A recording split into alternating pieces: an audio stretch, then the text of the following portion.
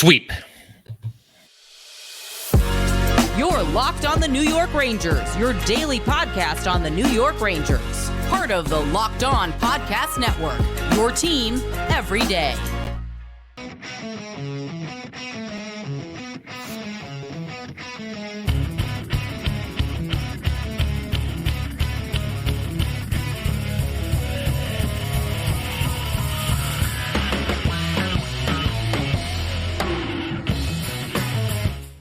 Welcome back, Blue Shirts fans, to episode number 1056 of the Locked On New York Rangers podcast. I'm your host, John Chick. I want to thank you guys, as always, for making Locked On New York Rangers your first listen every day. We are free and available on all platforms, including YouTube. And today's episode of Locked On New York Rangers is brought to you by Monopoly Go. I admit it, I have a competitive side, and it is a big fan of Monopoly Go, the mobile hit twist on classic Monopoly. So join your friends and download Monopoly Go, now free on the App Store or on Google Play. And we are, of course, part of the Locked On Podcast Network, your team every day. So who's feeling good today? Obviously, I think that should be just about everybody in Ranger Nation. There's always little things you can nitpick here and there, but the bottom line, the Rangers just got an ultra rare sweep. They take down the Capitals in 4 games. We're going to put this into a historical perspective a little bit later in today's episode. Look at some other, I was going to say recent sweeps. There aren't any other recent sweeps for the Rangers in their history, but there's a couple that are mixed in there, at least over the past couple of decades. We'll look at those. But I want to start. My biggest takeaway from this game is the very simple fact, and it's something that I think we were all pretty aware of, and this was a really nice reminder of this fact last night in Game 4, and that is the fact that the Rangers, even if they're not at their best for the whole game, they are at their best when it counts the most. And in this case, obviously going to the third period, game tied 2-2, Capitals doing everything they can to try to avoid a sweep. I thought for sure this is the best that the Capitals played the entire series. There's obviously pride on the line. You know, you don't want to get swept. You're in your home building, and the Rangers, it just felt like they got things together in the third period, a lot more than they did in the first 2, and not giving up nearly as many odd man rushes. The Rangers, I felt like they kind of lost the physical battle in this game, which they don't usually do, but it felt like they started to throw it back at them a little bit more in the third period. And overall, they got it together when it counted the most. And I do want to kind of set the stage for, this overall point that I'm making by highlighting what I thought was easily the worst goal that the Rangers allowed in this series and maybe all season. This was really bad. I'm talking about the game-tying goal the Capitals got in the second period, tied the score at 2-2. They basically scored on a 1-on-4 rush, if you can even call it a rush. Now, let me preface all this by saying that I understand the Rangers, a lot of these players were on the ice for a while. They were pinned back in their own zone for a good chunk of time, but there's no excuse for this. One guy should not be able to take on the entire team. Unless it's Connor McDavid, then maybe you give them a little bit of a break. We remember that situation from years ago where he basically posterized the Rangers, but you're going up against LaPierre here, and nothing against him, but I think 4 Rangers should be able to slow him down, do something, take the body, knock the puck away, literally do anything to prevent him from getting to the net the way that he did here. Basically, Rangers were pinned in their zone. They briefly got it into the neutral zone, and then LaPierre picks it back up. He goes into the Rangers zone. Roslovic and Kreider were basically just gliding. Neither one of them really did a whole lot of anything. And then LaPierre went right to the outside of Ryan Lindgren, right to the net. I believe the initial shot was stopped, and then he got his own rebound and put it in, which makes it even worse, honestly, because the Rangers weren't even there to get the rebound. But, Gustafsson was there too. So you had 4 Rangers skaters on the ice, basically in front or surrounding LaPierre, and none of them really did much of anything to prevent him from getting to the net. And again, I realize that, obviously they were out there for a long shift and that's fine and everything, but you got to be able to do a little bit better than that. But it did set the stage for the Rangers to get it together and play their best when it mattered the most. You come out in the third period, 2-2. I thought really, honestly, in the third period, right from, I would say, the opening shift, the Rangers looked a lot better. And you had a situation where you start with the Schneider-Miller pairing in the third period, and you've got the Mika line out there too. Schneider was able to put the puck on the net. Kreider was in there deep looking for the rebound. Charlie Lindgren was able to cover the puck. Kreider had a whack at it right before he got his glove on top of it. But the bottom line, it was just an encouraging first shift of the third period for the Rangers. And I think it really kind of set the tone for what was to come. Obviously, the Rangers end up taking the lead on a power play goal in the third period. And the Rangers, I mean, to say they dominated special teams in this entire 4-game set here, that would be quite the understatement. I thought they were absolutely fantastic. And you've got a situation where the Rangers are on the power play and they go into this one up 4 for their last 14 in the series, or in the series total. You got Vincent Trocheck with a face-off win, and this only took about 11 seconds. Panarin scoring to give the Rangers a 3-2 lead.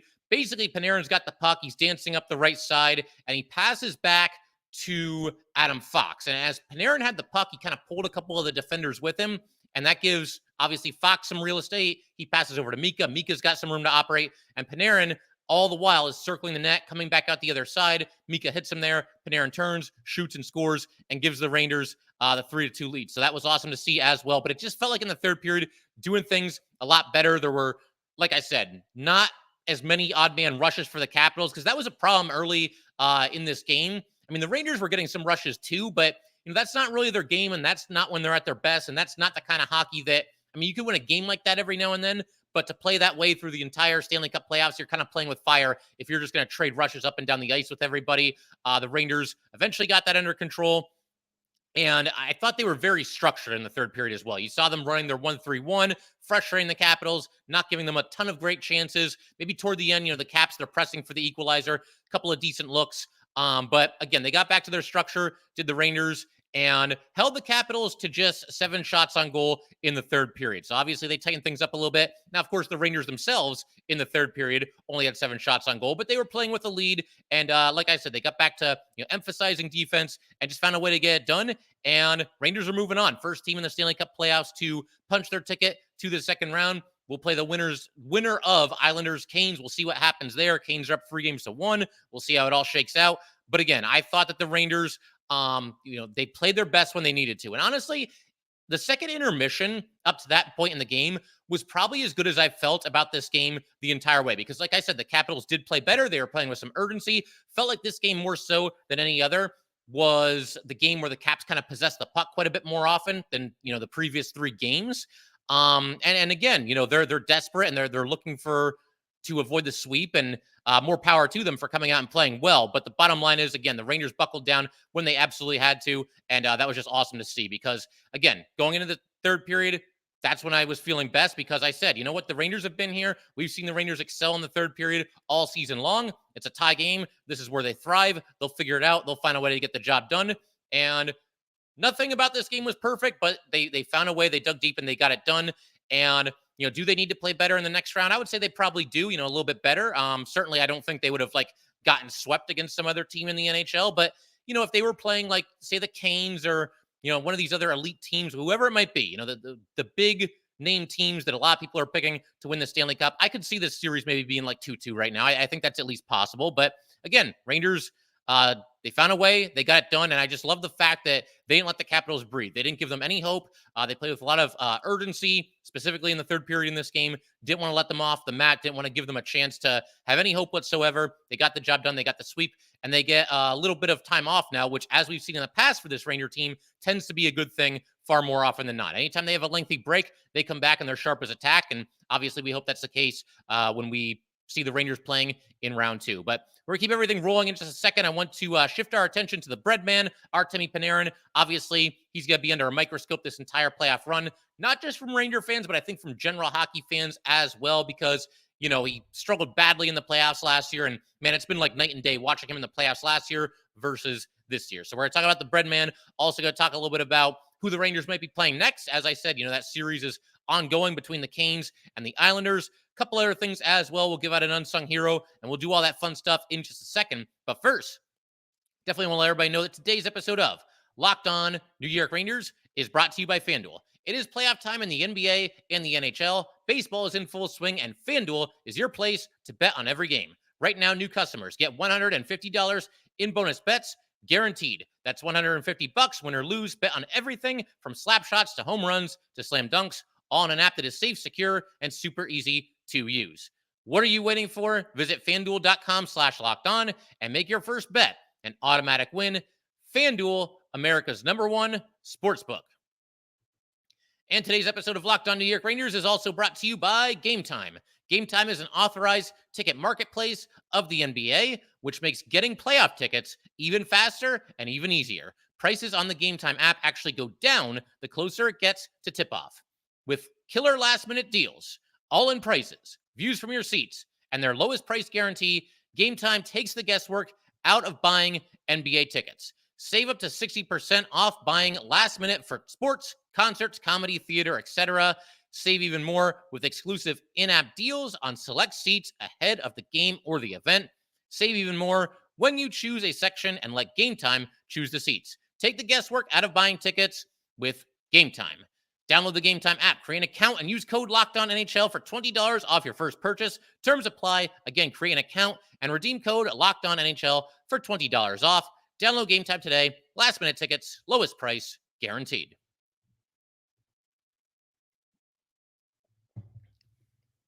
The Locked On NFL Mock Draft is available now. Find the ultimate 6-episode series on Locked On NFL Draft to hear who the local Locked On experts are picking for every NFL franchise, with live reactions from local college football experts and even the fantasy football angle. The Locked On NFL Mock Draft, available now on Locked On NFL Draft or YouTube or wherever you get your podcasts.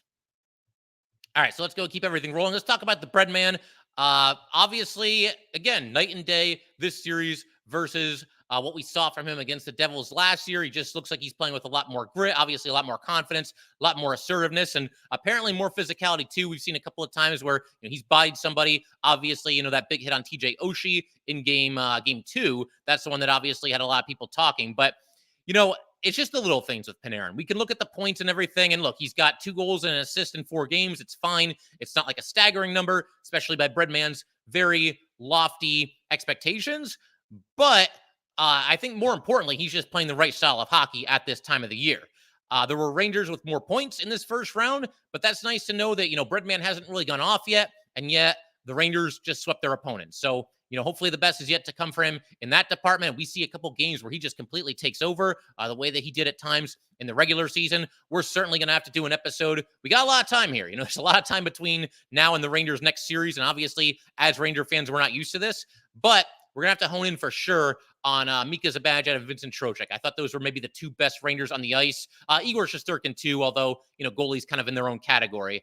But there was a sequence in Game 3 I meant to talk about in the last episode, just didn't get a chance to get to it. But, Panarin is along the boards. And keep in mind, he didn't get any points in Game 3. Doesn't matter. He still played good hockey. He was along the boards in the offensive zone. Somebody on the Caps, I forget who it was, one of their nameless, faceless players that's on this roster right now. Whoever it was, he basically knocked Panarin down to the ice, and he's checking him, and he's still kind of shoving him when he's down. Panarin had the puck through all of this. He's basically getting mugged. I'm not even saying it was a penalty or anything. I mean, to me, it was just good physical hockey. But Panarin, there's somebody all over him, knocking him down, shoving him while he's down the ice. Panarin at one point was basically flat on his stomach and gets back up and still has possession of the puck and is still, he doesn't have a lot of room to operate there. He's along the boards. He's getting close to the blue line, and he's maintaining possession and keeping the ozone time alive for his team. So that was obviously awesome to see. And in this game, Game 4, the points are nice. Obviously, we already discussed the game-winning goal on the power play. Thing of beauty. Certainly seemed like it was a design play off the faceoff, and the Rangers executed it perfectly. Panarin got it going. I mean, I guess Trocheck got it going. He won the faceoff like he always does. But Panarin, did what he had to do and obviously finished at the very end there. He also had the secondary assist on the tic-tac-toe goal, the one that went from Panarin down to the goal line to Mika, back in front to Trocheck. Trocheck scores from the doorstep. But again, I feel like his all-around game is what's been the most impressive. He's playing good defensive hockey. He's battling for pucks along the boards. Again, the physicality has been there. And I thought his biggest play, and honestly, one of the plays that got me more fired up than anything watching this game, it was actually right near the end of the game. Rangers are up 3-2, obviously trying to protect the lead, grind down the clock. The Capitals, again, they're looking for the equalizer. They've gotten some good looks. They've created some pressure. And a couple of really nice saves by Igor Shesterkin down the stretch, and a really nice play by Erik Gustafsson there too. This didn't get talked about enough. The Capitals had a chance from the doorstep, and Gustafsson extended his stick, prevented a scoring chance right there from the crease. So a nice play there. But the bottom line, Capitals are swarming here, and Artemi Panarin basically throws cold water on all of that, because the Rangers eventually get control of the puck in their own zone. We get Miller, leading Panarin out of the zone with a pass. Panarin's in the neutral zone. Panarin made just a ridiculous cut near the red line, and his opponent basically had no choice. He hooked him, took him down, obvious penalty call, and the Rangers go to the power play, up by a goal with about 2:40 to go in the game. I think it was 2:38 to be exact. So if the Rangers just don't give up a shorthanded goal at this point, there's only going to be 40 seconds left for the Capitals to tie it. And obviously the Rangers end up getting an empty netter. But Panarin helped us breathe a little bit easier after he drew this penalty here. It was just, again, a really sharp cut. One of those moves that he makes that, defenders don't really have a lot of options. The defender had to do what he had to do here, had to hook him down to prevent him from going in on a rush. And that's exactly what happened. And again, just able to breathe a little bit easier at that point. You never relax. And honestly, I don't know that the Rangers played this as well as they could have with the 5-on-4 here. Maybe that's something we'll discuss in a future episode. There were a couple times in this series where the Rangers were up late in the game and had a power play. It's kind of a unique situation there. Igor did have to make a good save on Tom Wilson. But again, I do think that Panarin, his biggest play in the game, was drawing that penalty, the good hard cut in the neutral zone. And that makes the Capitals' task that much more difficult. And of course, the Rangers go on to add the empty netter from Roslovic and seal the deal. But again, Panarin, really encouraged by what I'm seeing from him. Is it the absolute best that we've seen him play this season? It's not, but he's doing a lot of the little things. And honestly, the biggest reason I'm happy that he got 2 points in this game is just to keep not all Ranger fans, and really it's more fans of other teams, but I just want people off his back because he had played well in the first 3 games, only had 1 goal to show for it, no assists. At least now, he gets a couple more points. He banks a couple more, and hopefully that helps him, kind of relax and feel confident going forward. And hopefully it keeps certain fans off his back because we've all been there. I've been guilty of it too. You look at a player's point totals and, oh, he's got a good amount of points. He must be playing great. Oh, he doesn't have that many points. He must be playing bad. It's not always the case. And again, we've all been there. I've done it. You guys have probably done it too. There's times where you kind of live and die by the points, but again, to me, it goes beyond that. Panarin just looking like a completely different player in this postseason than he did last year against the Devils. And that's ancient history at this point. This Ranger team is just wired a lot better than that one and looks very, very capable of going on a deep run. It doesn't get any easier. They're going to have a really tough opponent in round 2, whoever it may be. We'll see how it goes. But one last thing about Panarin, he still has his trademark sense of humor as well. They were asking him after the game, what was the secret to shutting down Alex Ovechkin? And he smiled and said it's a secret. So classic Panarin style of humor there. And just good to know that he's being himself. I've talked about that before too. I feel like Artemi Panarin, he's somebody that loves the game. Just looks like he's having a blast playing hockey, having the time of his life out there. And then there's times in the playoffs in the past where I think he gets a little too tense and he forgets to be that guy that has fun and enjoys himself. Look, if that's the guy that you are, then that's the guy that you got to be, in the playoffs, just like you were in the regular season. So I'm glad that he seems to be enjoying himself, having a lot of fun.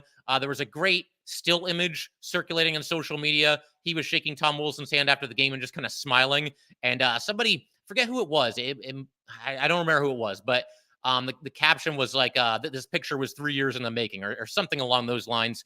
But yeah, sweep payback for the Rangers and specifically Artemi Panarin getting the sweep of the Washington Capitals after all that nonsense that went down, 3 seasons ago. So good stuff all around. We're going to keep everything rolling in just a second. I want to actually turn our attention to the history or the somewhat recent history of the Rangers getting sweeps because it doesn't happen very often. I think we all need to enjoy this and just kind of take this in. People can say, oh, it's the Capitals and blah, blah, blah. Bottom line, it's never easy to sweep anybody in the Stanley Cup playoffs. And the people that watch hockey, which I assume is most of you, given that you're listening to this podcast, they know that. They're aware of that. And it's never, a cakewalk. Very rarely is it. There might be a couple examples. We're actually going to give an example in just a minute of an easy Ranger sweep, but they are very few and very far between.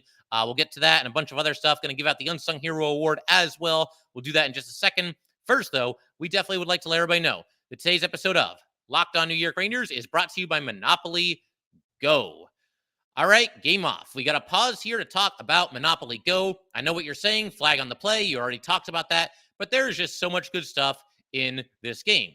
In Monopoly Go, you can team up with friends for time tournaments where you work together to build up each other's boards. The more you win together, the more awesome prizes you unlock, and there's so much more to get. Unique stickers you can trade with friends to complete albums for big prizes. Cool new playing pieces to travel the boards with, hilarious emojis for taunting friends when you smash their buildings or heist their vaults, Plus, Monopoly Go feels new and exciting every day with constantly changing tournaments and challenges. A ton include their own unique mini games like digging for treasure or a robot pachinko machine. And there's always new timed events that help you win big, like massive multipliers. There we go. Massive multipliers for everything you win or rent frenzies. There's always something fun to discover in Monopoly Go. So get off the bench and go download it now for free on Google Play or the App Store. Game on.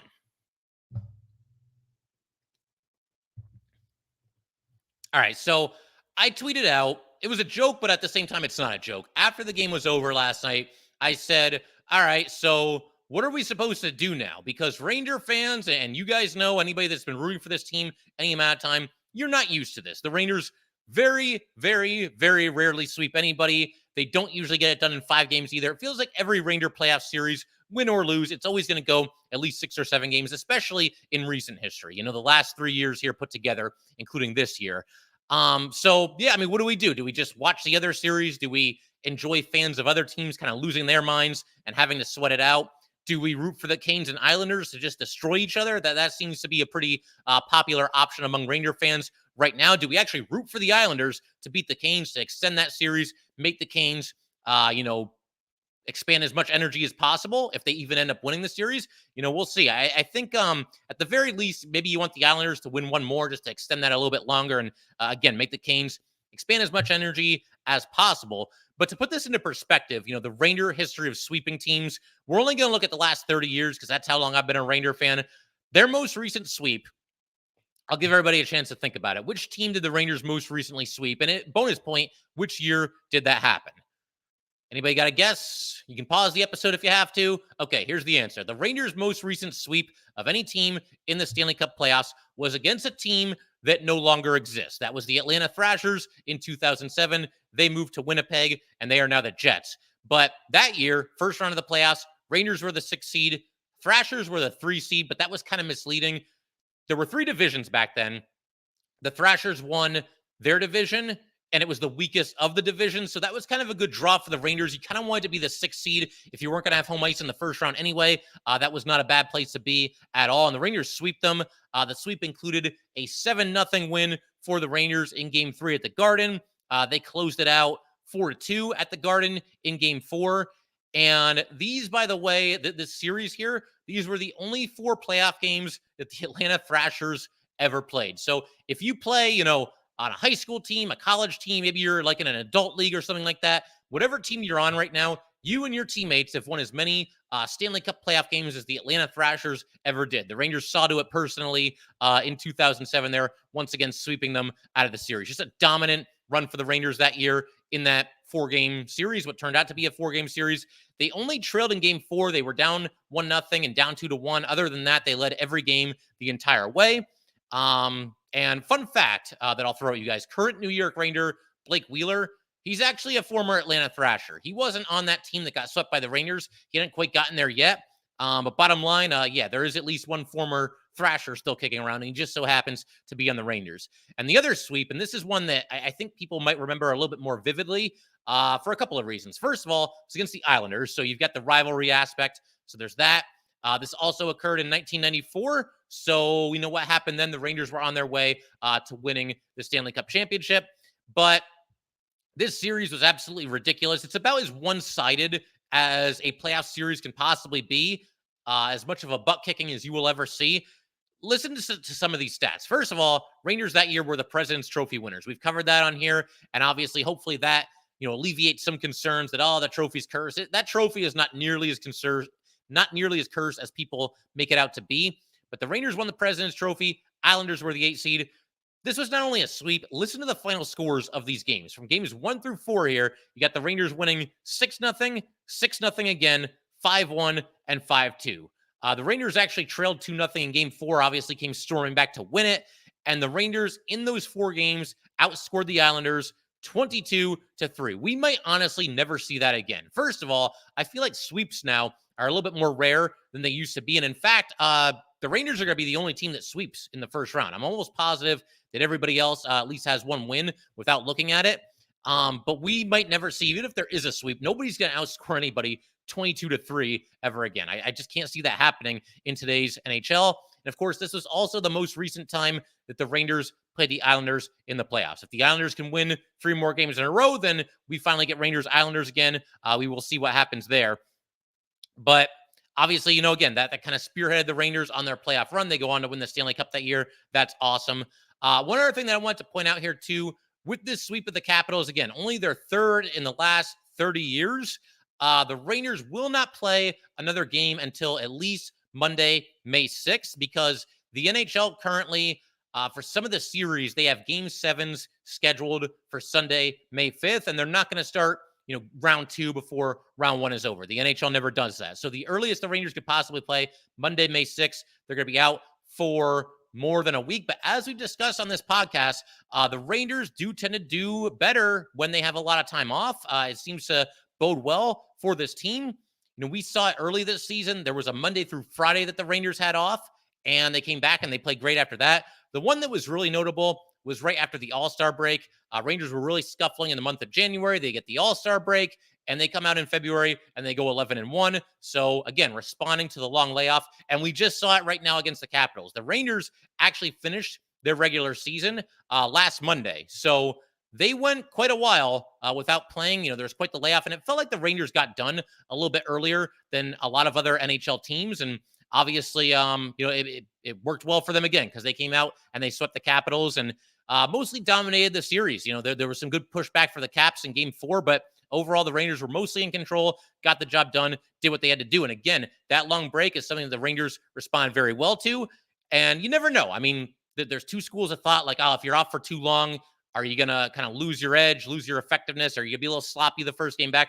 That has not been a problem for the Rangers all season. I don't think it'll be a problem going into round 2. And in fact, the evidence would tell you it's probably a good thing. The Rangers, once again, they play very well after these long breaks. So good stuff there. The other thing, I mentioned this a second ago, but I did want to mention, you guys let me know. Are you rooting for the Islanders? Do you want them to beat the Canes at least in Game 5? Do you want them to beat the Canes in Game 6? Do you want the Islanders to win the series? Do you want the Canes to win the series? Who do you want to play? We might, kind of break that down. Of course, by our next episode, that series could be over. I believe they play a little bit later tonight, the Islanders and the Canes. But we'll see. We'll see how everything shakes out. You can make a case for either team. The bottom line, you're not winning the Stanley Cup without beating some good teams. And I think regardless of which team advances here, Rangers are going to have a tough opponent in round 2. I would imagine the Canes would eventually close this thing down, but I guess you never know for sure. And like I said, we'll see how everything shakes out. Only other thing I want to do here today, I want to throw out the unsung hero. We're going to give it to Will Cuylle. I thought he was everywhere, all over the ice. And he actually gets what I would consider kind of an unofficial assist on the goal by Kaapo Kakko, because Capitals had the puck in their zone. You've got Cuylle applying pressure, going in on the forecheck, forces Jensen into a bad pass, a turnover. Actually, it wasn't even really a pass. He just kind of lost control of the puck. Kakko's there. He immediately shoots, and he scores, and he gives the Rangers a 1-0 lead. There was a stat floating around on social media as well that line, Cuylle and Wenberg and Kakko, they were not on the ice for a single goal against in that playoff series. Now, they didn't score a whole ton either, other than this goal by Kakko. But hey, you've got yourself a shutdown line there, and that's obvious. And I think those players all understand their roles. But Cuylle had 4 hits in this game. The only Ranger that had more was Jacob Trouba. He had 6, and it just felt like he was swarming. He had some jump in his game at a time in Game 4 where some other Rangers may not have. He's gotten close to scoring a couple times in this series, and I think Cuyle's due for one. Mark Will Cuylle down for a goal in Game 1 of round 2. We'll see how it goes. But yeah, figure we can call it there for today. Once again, if you guys would like to get in touch with this podcast, please send an email to lockedonnyrangers@gmail.com. Once again, that is lockedonnyrangers@gmail.com. Definitely give us a follow on Twitter as well, @LO_NY_Rangers. Once again, that's @LO_NY_Rangers. And definitely subscribe to Locked On New York Rangers YouTube channel. Thanks again, guys. I will see you next time.